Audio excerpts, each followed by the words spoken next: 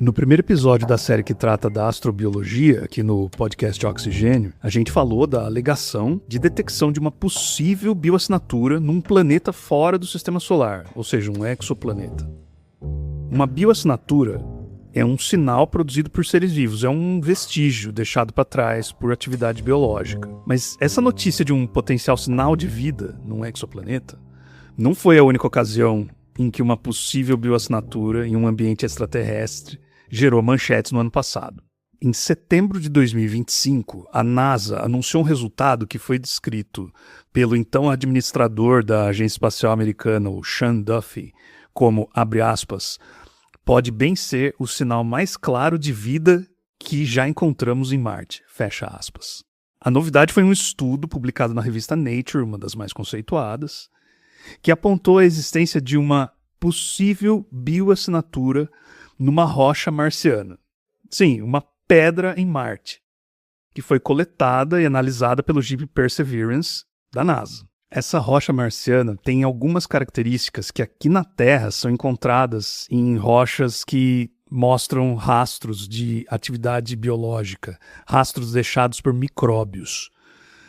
Só que ainda não dá para saber se essas características que foram encontradas lá na pedra marciana tiveram origem em alguma atividade biológica, por exemplo, alguns possíveis micróbios existentes no passado remoto de Marte, ou se essas mesmas características foram formadas por alguns processos naturais sem qualquer envolvimento de seres vivos. Parte dos motivos disso é que os equipamentos do Jeep Perseverance, por melhores que eles sejam, eles não conseguem produzir resultados que são claros o suficiente para que os cientistas tirem essa dúvida. Para distinguir se os sinais encontrados são biogênicos, ou seja, se eles foram formados por atividade biológica, ou se eles são abióticos, quer dizer, sem o envolvimento de qualquer ser vivo, é preciso trazer essas amostras para a Terra. Eu sou Danilo Albergaria, sou jornalista, historiador, pesquisando a comunicação da astrobiologia, essa área que estuda a origem, a evolução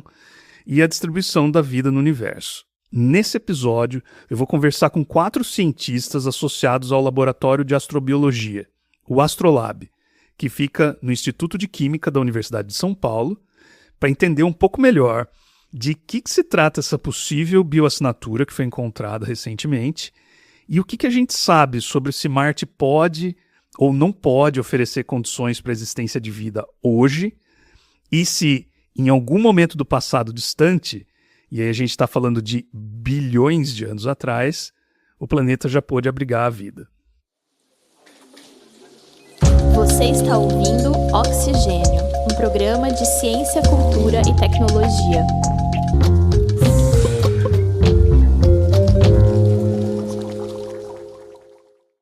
Vamos começar pelo que a gente sabe sobre esses resultados que foram anunciados pela NASA no ano passado. O Jeep Perseverance está em Marte desde 2021. O Jeep está explorando a região de uma cratera chamada G0 e a gente sabe que Marte teve água líquida na superfície há mais de 3,5 bilhões de anos atrás. E nesse passado remoto, essa cratera já foi um lago. Só para vocês terem uma ideia dessa região que o Jeep Perseverance está explorando, para atravessar essa cratera de borda a borda, tem que percorrer 45 quilômetros, que é pouco mais do que a distância entre Campinas e Jundiaí, aqui no interior de São Paulo, ou mesmo de Jundiaí até São Paulo. O Jeep agora está explorando uma parte da borda da cratera, onde existem umas marcas características de um delta, de um rio que desaguava ali. E foi nas margens do leito desse rio, que mede uns 400 metros de margem a margem, que o Jeep encontrou umas rochas interessantes em 2024. Em uma delas, o Jeep identificou compostos orgânicos, que são moléculas compostas de carbono, e aí o mais importante ele também identificou marcas que foram apelidadas de pintas de leopardo, entre aspas, que são manchas mais claras do que o restante da rocha, e essas manchas são circundadas por linhas bem mais escuras. Essa rocha é formada principalmente de argila e lodo. E esse tipo de material costuma preservar rastros de vida microbiana aqui na Terra. E eles também fazem da rocha algo que é tipicamente encontrado no fundo de rios terrestres. Essas marcas, essas pintas de leopardo, são compostas de fosfato de ferro e sulfeto de ferro. Isso é importante porque aqui na Terra, esses compostos químicos são associados a rastros causados por reações químicas produzidas por micro-organismos em rochas. É por isso que esses sinais foram considerados pistas, possíveis bioassinaturas. E essas foram as pistas analisadas para ver se as manchas poderiam ter sido geradas por micróbios há bilhões de anos atrás. O Gabriel Gonçalves Silva é um químico associado ao Laboratório de Astrobiologia da USP, estuda geobiologia e ele é pós-doutorando na Unicinos. Eu pedi para ele me explicar mais profundamente por que esses sinais foram considerados possíveis vestígios de vida microbiana passada em Marte nesse último estudo. Eles analisaram uma amostra ali que eles chamam de mudstone, seria algo como uma rocha formada de uma antiga lama. E, bom, Marte é muito rico em ferro, e foi observado, principalmente nessa rocha, pequenos pontinhos, que eles observaram com mais detalhes, e nela foi encontrado o ferro que a gente chama de ferro mais reduzido, que é o ferro 2+. E é interessante porque contrapõe ao ferro que a gente encontra mais em Marte, que é o ferro 3+, que é aquele que tem a cor de ferrugem. E não só, essas manchinhas, elas apresentavam principalmente um mineral que é a vivianita, que é um fosfato de ferro 2, e a greigita, que é um sulfeto de ferro 2. O ferro 2, ele na Terra, por exemplo, ele pode ser formado por processos na ausência de vida ou na presença de micro-organismos. Eles conseguiram observar que não havia nessas rochas nenhum indício de grandes mudanças de pH, nem de temperatura, mas junto da vivianita e da greigita tinha matéria orgânica. Na Terra, a gente sabe que a matéria orgânica pode acoplar reações onde a oxidação da matéria orgânica resulta na redução do ferro. E aí, pela presença aí de sulfeto, fosfato, a formação desses minerais. Porém, eles observaram que, por mais que a vivianita possa se formar em condições de temperatura, pressão e pH próximos que nós consideramos normais, geralmente a formação de sulfeto de ferro ele dependeria de uma temperatura mais alta. Então, não só a oxidação da matéria orgânica levando à redução do ferro, mas necessitaria de outros elementos para a formação desse mineral, desse sulfeto de ferro 2. E graças a observações da composição ali da rocha, então a ausência de fosfato de alumínio, ausência de outros componentes, eles perceberam que não houve nem aquecimento, nem uma mudança drástica de pH durante esse processo de formação desses minerais. E isso faz com que a causa mais provável para a formação desses minerais, pelo menos se a gente pensasse na Terra, seria a ação da vida como nós conhecemos. Vamos agora entender um pouco mais da química envolvida na produção das tais pintas de leopardo. Algumas bactérias formam minerais usando e transformando compostos químicos, como diferentes tipos de óxido de ferro, que são formados por ligações entre ferro e oxigênio. O chamado ferro 2, que é um íon de ferro, é muito importante para a atividade biológica porque ele se liga muito facilmente ao oxigênio. Por exemplo, ele é fundamental para o transporte do oxigênio no nosso sangue por meio da hemoglobina. A Fernanda Jamel, doutoranda no Astrolab da USP, que fez parte das suas pesquisas atuais no MIT, o Massachusetts Institute of Technology, nos Estados Unidos, explica a química da formação dos minerais encontrados na rocha marciana como uma possível explicação biológica, comparando com o que acontece na Terra. Aqui a gente tem formação de vivianita com bactérias que usam o ferro 3, né, óxido de ferro 3, e transforma em ferro 2, por isso que a gente fala que é redução, né, de ferro. Então, quando as bactérias fazem isso, ela libera, né, o ferro 2 no ambiente, né, ao redor, e aquilo ali vai formando camadas, né, vai se ligando com o que tem ali e vai formando camadas que vão se mineralizando. A greigita também da mesma forma, só que seria bactérias redutoras de sulfato, né, que elas usam o sulfato como receptor de elétrons, né, é o SO4, e elas produzem H2S, que é sulfeto de hidrogênio. E aí esse sulfeto ele reage com ferro 2, disponível no sedimento, depois vão formando sulfeto de ferro, né, essa combinação de sulfeto de ferro, que vai se formando em greigita também. Dessa mesma forma, no sentido de que isso vai se expandindo, né? Vem de um núcleo e vai se expandindo ao redor. É difícil, né, dizer que existe um padrão exatamente igual a esse que a gente encontrou em Marte, né? Mas esses nódulos, né, que se formaram, eles são condizentes com formações que a gente encontra aqui, sabe? Além dos compostos orgânicos, os instrumentos do Perseverance identificaram na região ali em que a rocha foi encontrada alguns compostos químicos ricos em enxofre, ferro oxidado ou ferrugem e fósforo. Se micróbios existiram ali, esses compostos podem ter sido fonte de energia para o metabolismo desses micro-organismos, o que reforça a hipótese de origem biológica para os vestígios. Mas aí entra uma questão importante. O fato de que esses vestígios podem ter sido formados por vida microbiana não quer dizer que dê para descartar outros processos que não envolvam seres vivos na formação desses vestígios. Ou seja, processos que são também chamados de processos abióticos. Os próprios autores do artigo, que avalia a possível origem biológica das pintas de leopardo, propõem alguns processos abióticos como explicações alternativas. Até agora, as alternativas abióticas sem o envolvimento da vida não parecem muito promissoras para explicar as marcas nas rochas, mas ainda não dá para descartar essas alternativas. Talvez esteja faltando algumas peças do quebra-cabeça para uma explicação abiótica convincente. O Gabriel, de novo, vai ajudar a gente a entender isso. Eles tentaram investigar o máximo possível de reações na ausência de vida, e nenhuma que nós conhecemos hoje poderia sustentar esse tipo de reação. Isso não quer dizer que a vida é 100% necessária para que essas reações aconteçam.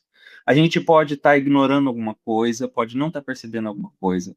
Pode existir reações que a gente não estudou hoje, que poderia estar fomentando formação desses minerais na ausência de vida, ou até mesmo as grandes escalas, a gente está falando aí de bilhões de anos, poderiam permitir com que houvesse a formação desses minerais na ausência de vida. Mas, de tudo que a gente conhece hoje, essa condição de formação de fosfato de ferro 2, formação de sulfeto de ferro 2, acoplado aí à presença de matéria orgânica, como nós conhecemos, seria mais bem explicado pela ação da vida. Então, eles fizeram estudo muito minucioso de várias hipóteses, e a que melhor responde hoje é a ação da vida, em contrapartida a reações abióticas, né, sem a presença de vida. É justamente pela possibilidade de que as pintas de leopardo tenham sido formadas sem o envolvimento de seres vivos que os sinais são classificados como potenciais bioassinaturas e não como simplesmente bioassinaturas.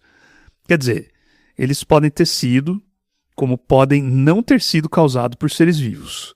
Para que uma potencial bioassinatura seja considerada uma bioassinatura de fato, um sinal de vida inequívoco, os cientistas têm que estabelecer com muita segurança a origem biológica dos sinais. Eles precisam descartar os mecanismos plausíveis que não envolvam processos biológicos na sua formação. Ou seja, eles têm que eliminar as hipóteses abióticas alternativas. E isso é uma barra bem alta, é difícil de alcançar esse tipo de coisa. Para complicar, os instrumentos a bordo do Perseverance são versões miniaturizadas, simplificadas de umas ferramentas que são usadas nos laboratórios terrestres para procurar bioassinaturas de vida do passado remoto da Terra. Um desses instrumentos é o espectroscópio Raman. para quem tem um olho um pouco mais treinado nessas questões científicas, quando a gente observa, por exemplo, no próprio artigo, os espectros Raman que foram publicados, a gente leva um pouco de susto, porque a gente vê que são dados muito ruidosos. Isso tem a ver com a forma com que a amostra é tratada lá no espaço. O laser não é tão preciso, o aumento não é tão grande, você tem a grande influência da iluminação natural, isso faz com que o espectro fique extremamente ruidoso e dificulta a análise daquilo que espera-se estar sendo estudado. Se esse material pudesse ser trazido para a Terra, num ambiente muito mais controlado, a gente poderia trabalhar com lasers com focos muito menores, ou seja, na escala de micrômetros, com uma precisão muito grande do que está sendo selecionado para ser estudado, e aí a gente tem alternativas, trocar lasers, trocar aparatos para garantir com que o ruído seja minimizado e outros efeitos que atrapalham possam ser minimizados.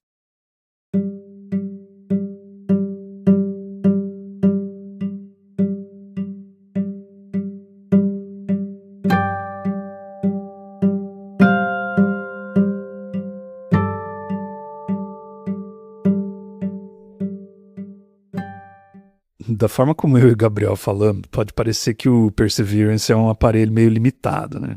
Mas a verdade é que o JEEP é uma baita realização da engenharia. O Gabriel me explicou, por exemplo, que os engenheiros e cientistas da NASA bolaram umas soluções muito criativas para poder, por exemplo, com um único espectro, separar a fluorescência de raio-x, que é um método que permite saber a composição dos elementos químicos do material analisado, da difração de raio-x, que é uma coisa totalmente diferente, dá uma informação sobre a estrutura cristalográfica dos minerais. Quer dizer, permite a gente ver a organização interna dos átomos nas amostras. O nó é que, apesar de toda a criatividade empregada na criação desses aparatos carregados pelo JEEP, esses mini aparelhos nem de longe se comparam com os laboratórios aqui na Terra.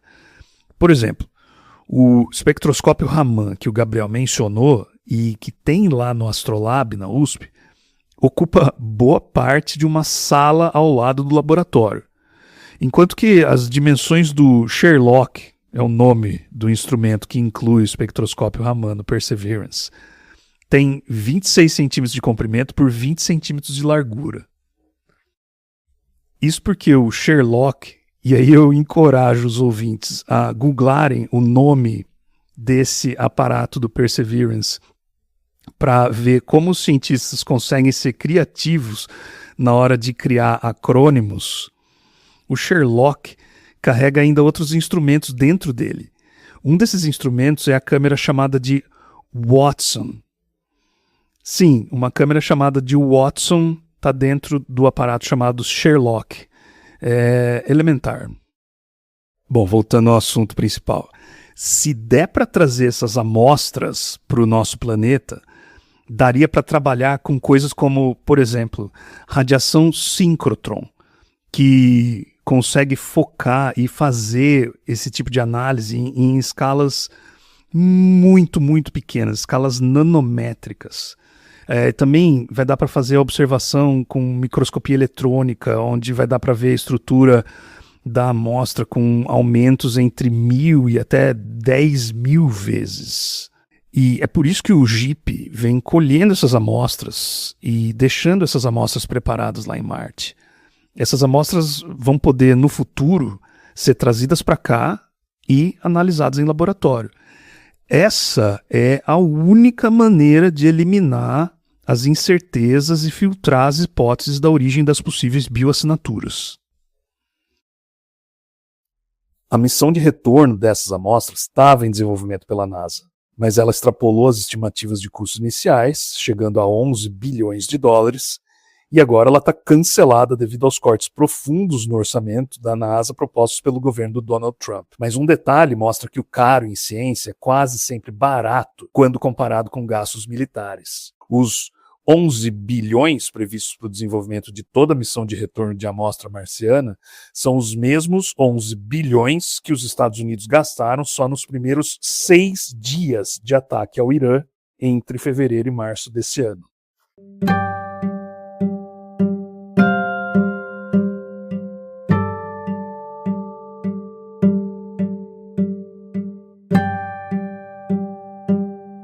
A situação atual da NASA é complicada com esses cortes no orçamento, para dizer o mínimo, né? Por isso, ainda não dá para saber quando e se algum dia a gente vai poder ver as análises das tais pintas de leopardo em laboratórios aqui na Terra e distinguir se elas são biogênicas ou se elas foram formadas por processos abióticos. Mas dá para saber muita coisa sobre as condições que Marte oferece ou não oferece para a existência de vida, além das condições que o planeta já deve ter oferecido a possíveis seres vivos num passado muito distante.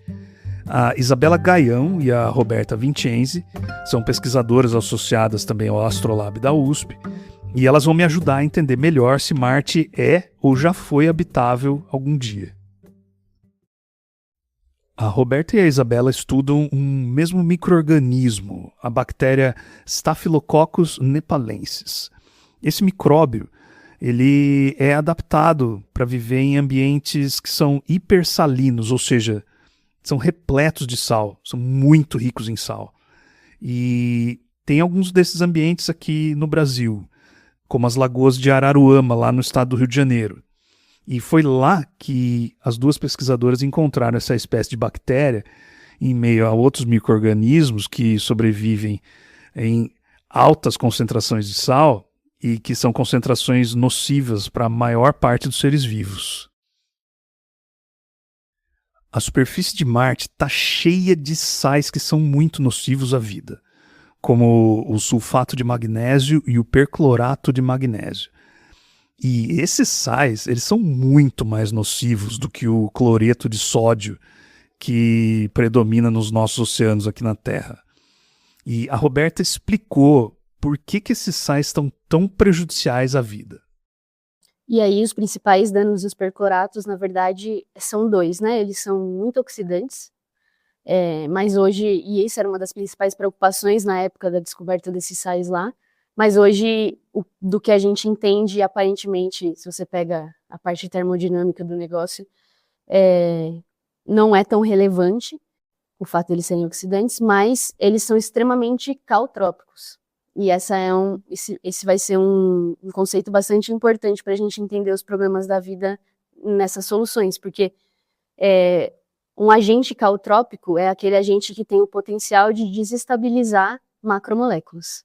Macromoléculas é basicamente tudo que a vida precisa para existir, então proteínas, lipídios, material genético. Então, se você tem agentes cautrópicos numa solução, essas moléculas que precisam se manter em determinada forma vão ter dificuldade de permanecer assim.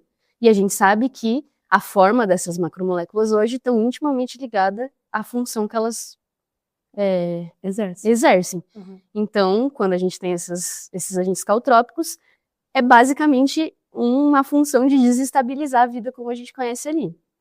E esses sais são extremamente cautrópicos. A Isabela também me ajudou a entender como a tal da cautropicidade desses sais pode desestruturar o arranjo de moléculas orgânicas grandes, como, por exemplo, as proteínas.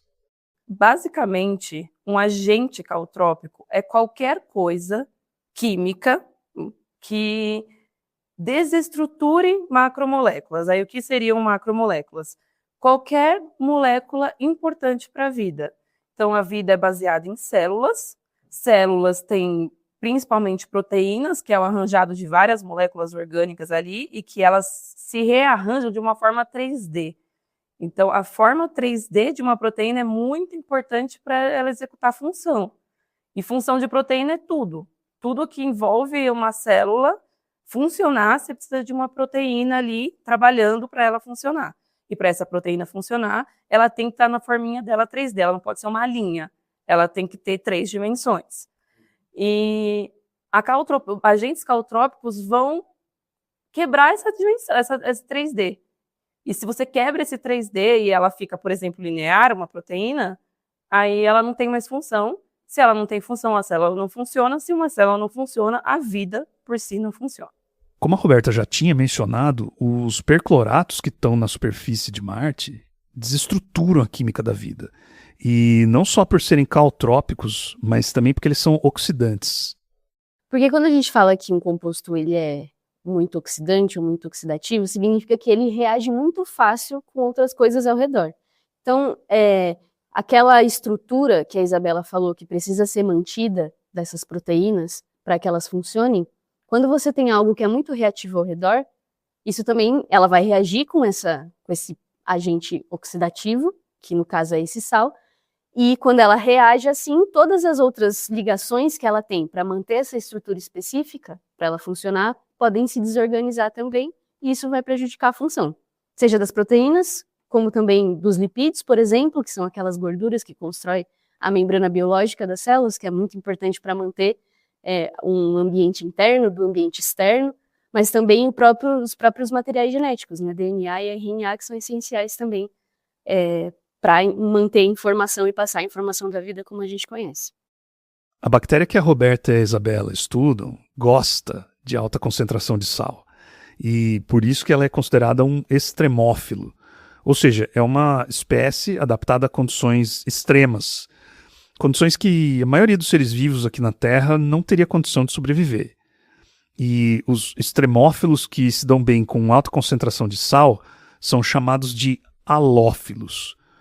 E os halófilos são importantes para a gente entender a possibilidade de existência de vida hoje em Marte.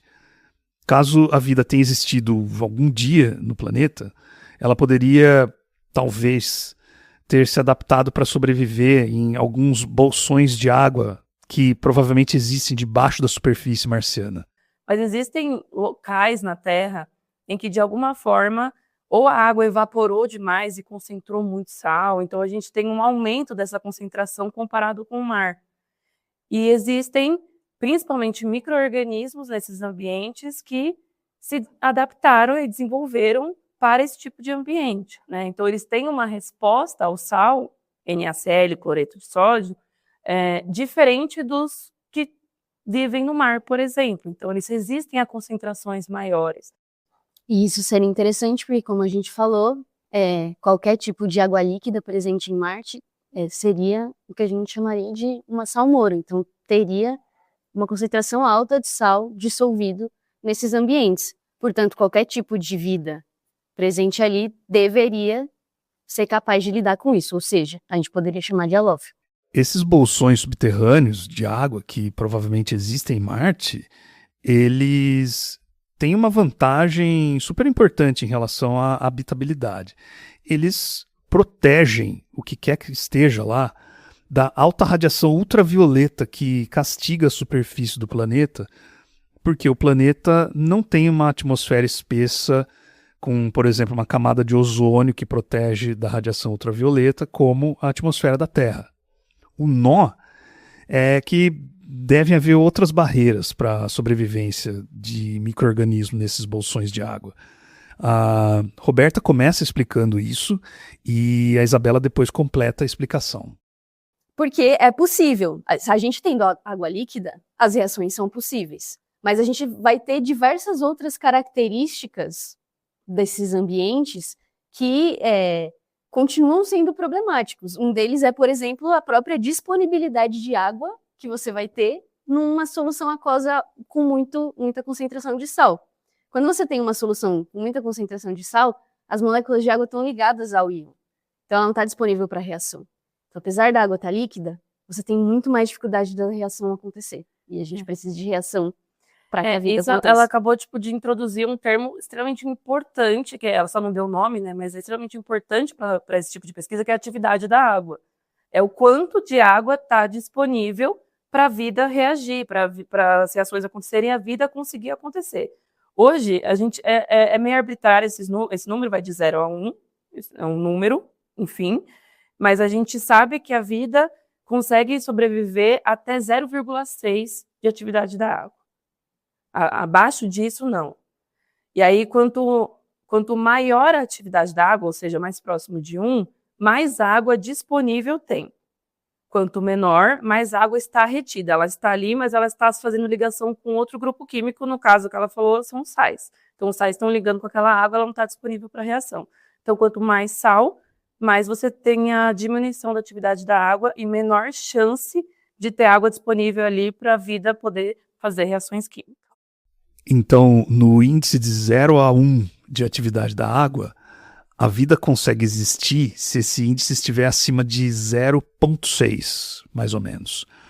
O índice estimado da atividade da água nos aquíferos subterrâneos lá em Marte é de 0,57, ou seja, a bola bate na trave, mas não entra.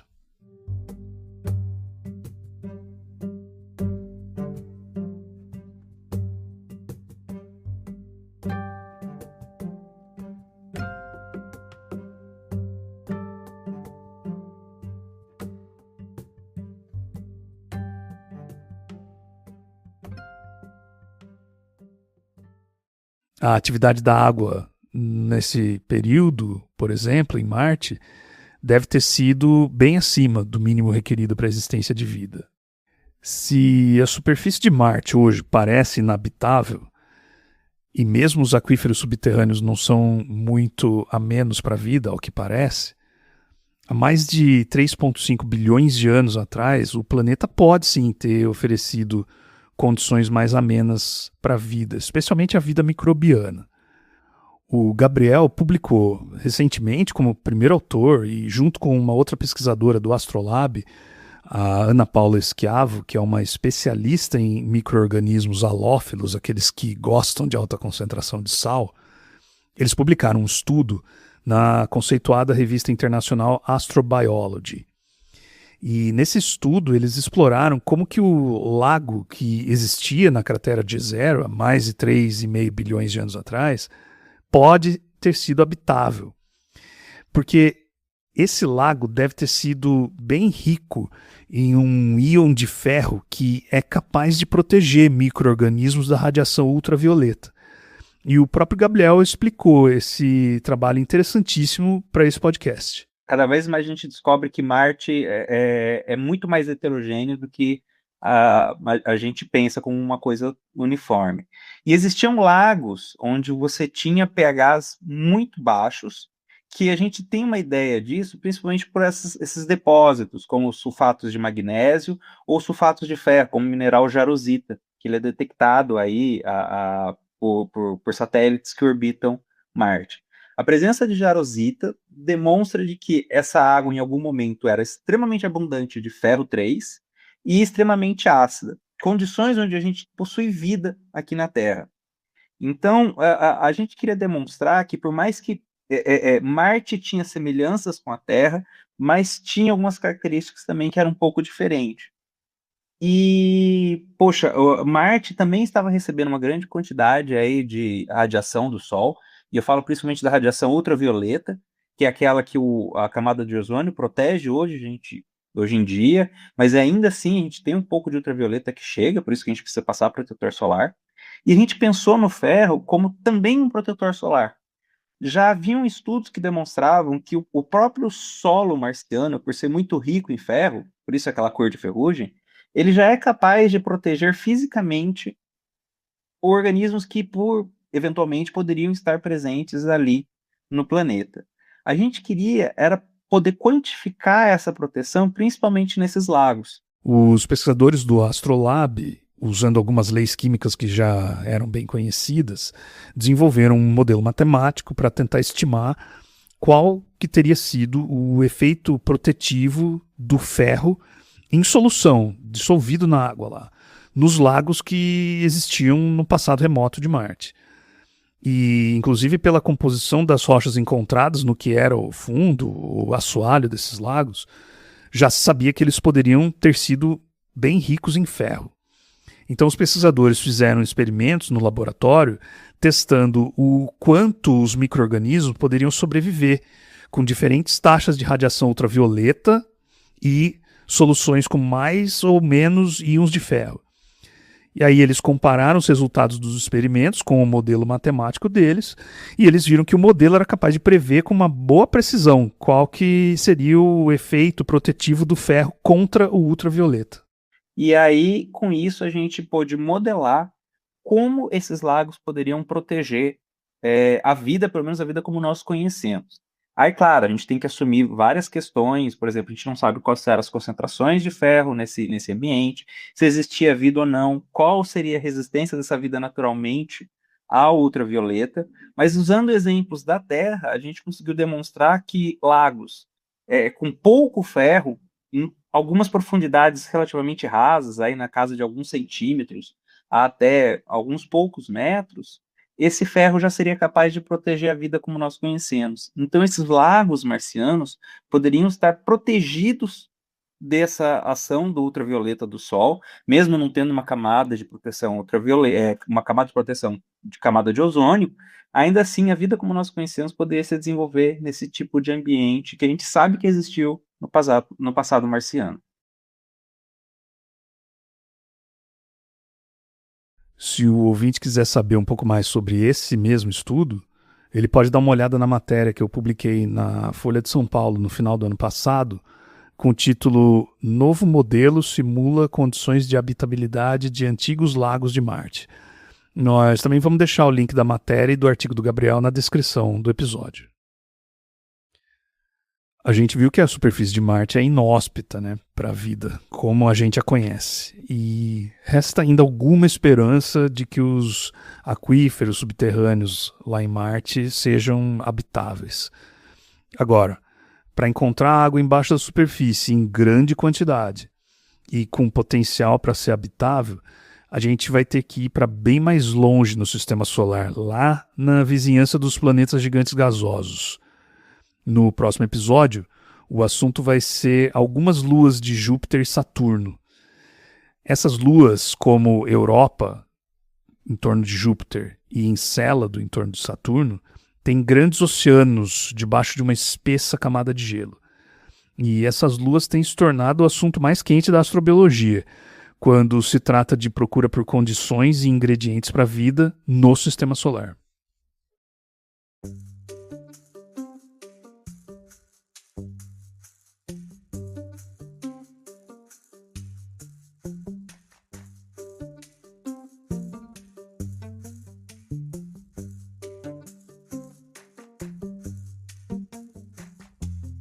O roteiro, a produção, a pesquisa e a narração foram feitas por mim, Danilo Albergaria.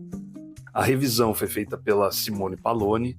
Os entrevistados foram o Gabriel Gonçalves Silva, a Fernanda Jamel, a Roberta Vincenzi e a Isabela Gael.